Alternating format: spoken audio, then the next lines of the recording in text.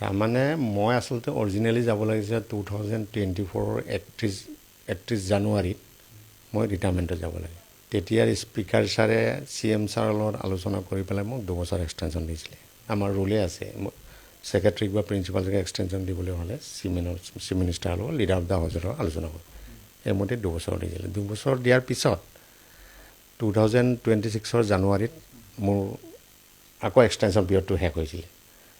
তেতিয়া মই যাবলৈ টালি টোপোলা মই চব ৰেডি কৰিছোঁ, চাৰ্জ দিবলৈ ৰেডি কৰি আছোঁ। আকৌ ক'লে যে হেৰি আহি আছে, ইলেকশ্যন আহি আছে, ফাৰ্ষ্ট ইলেকশ্যন আহি আকৌ নতুন MLA আহিব, তেনেকুৱাকৈ অলপ প্ৰব্লেম হ'ব, আপুনি কেইদিনমান আৰু 2-3 মাহমান থাকক। আকৌ অৰ্ডাৰ উলিয়াই দিলে মোক, আকৌ আনটিল ফাৰ্ডাৰ অৰ্ডাৰ বুলি। মই আনটিল ফাৰ্ডাৰ অৰ্ডাৰ নেলাগে, মই 2-3 মাহ থাকি যাম, মেক্সিমাম থাকিলে মই 6 মাহ থাকিম, কিন্তু মোক 3 মাহে মই চাপিছে।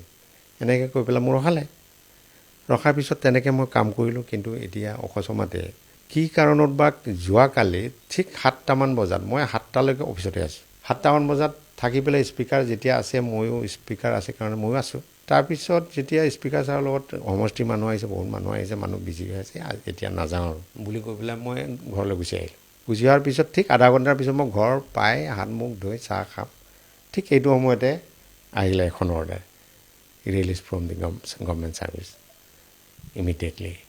মই ভাবিলোঁ এইমাত্ৰ ছাৰক লগ পাই আহিলোঁ, ছাৰো নক'লে, অফিচৰ মানুহ নক'লে, সেইটো ঠিক আছে বাৰু, ৰিলিজ দিছেতো ভালেই পাইছোঁ। মোৰ 2 বছৰ এক্সটেনশ্যন থাকিলোঁ, ইমান বছৰ চাকৰি কৰিলোঁ, আকৌ 3 মাহ থাকিলোঁ।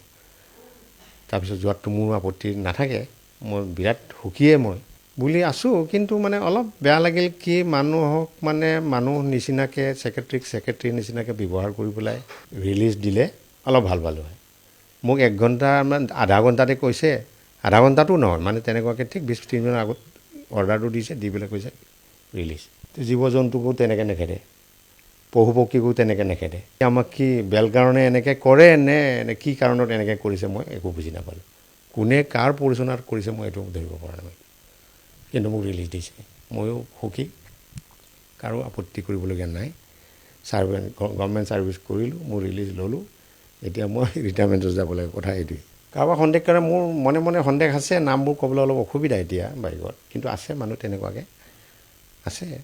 এইটোতো মোৰ দোষ নহয়, মইতো চুপাৰিচ কৰা নাই যে মই এপ্লিকেশ্যন কৰা নাই মোক ৰাখিব লাগে বুলি পেলাই, আৰু মোৰ যুক্তিও নহয়। 2 বছৰৰ পিছত এজ পাৰ ৰুল মতে এক্সটেনশ্যন থকাটো অনুচিত, সেইকাৰণে মই যাওঁ কৰি আছিলোঁ।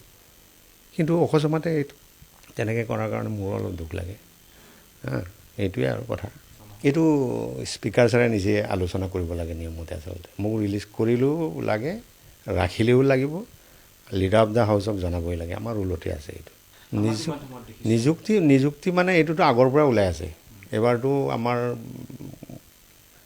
অভিজিত নে শৰ্মানে কোনোবাইতো পাতিছিলে নহয়, তাৰপিছত যি লাগে RTI কৰি পেলাই চব ডকুমেণ্ট লৈ গৈছে। আমি 2-3বাৰ ইণ্টাৰভিউ পাতিছোঁ, কোনোবাই পোৱা নাই, কোনোবাই পাইছে। এইটো 7টা প'ষ্ট হ'লে 7জনেহে পাব, মানুহ হ'ব লাখ, মানুহ হ'ব 1000, তেনেকৈ পাব।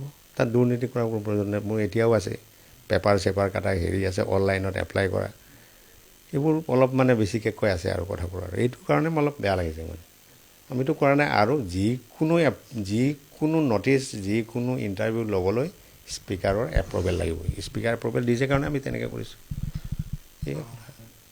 য়েছ মই যিকোনো ধৰণৰ ভৱিষ্যতে কিবা এটা যদি কুৱেশ্যন যদি কৰে অধ্যক্ষই, কৰিলে নিশ্চয় মই তাৰ এনচাৰ দিবৰ কাৰণে প্ৰস্তুত আছোঁ।